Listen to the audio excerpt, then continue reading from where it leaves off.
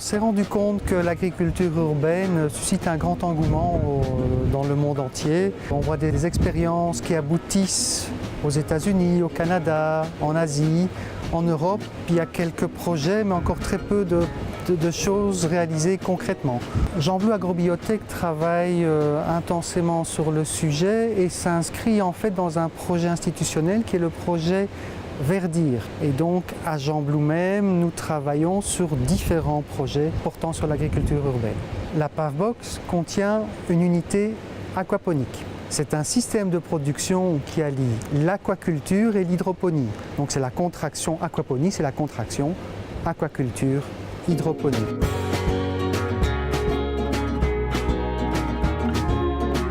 Alors voilà, l'aquaponie, qu'est-ce que c'est? C'est un écosystème qui est formé par trois acteurs.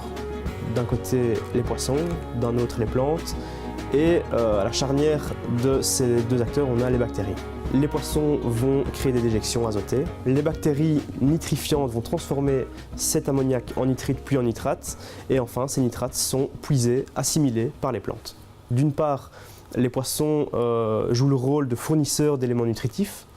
Et les plantes jouent le rôle de biofiltres. En fait, vont purifier l'eau qui va revenir au niveau des poissons. Nous sommes avec la Pavbox en train d'expérimenter le système aquaponique. Il y a très peu de recherche qui se fait dans le domaine, même si le système est connu depuis longtemps. Donc on veut d'abord tester les performances du système, et aussi cette Pavbox est aussi un moyen de démontrer le système et démontrer la fonctionnalité du système. Si ça fonctionne bien, on pourra peut-être aller plus loin.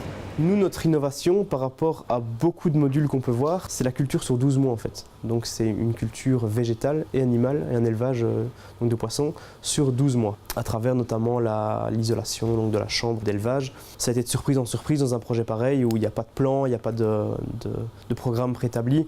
Quand on a mis le pied pour la première fois sur le toit du container, on est descendu de 40 cm. Ça, c'était pas prévu au programme. Donc la première chose, c'était de construire un plancher au-dessus. La deuxième chose, ça a été de placer l'isolation.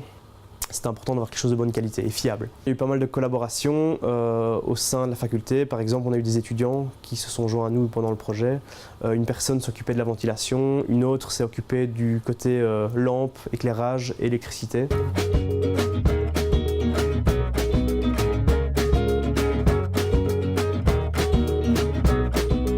Ici pour l'instant, où on en est, en fait, le module est en place, il fonctionne. Donc on a mis en place notre première culture.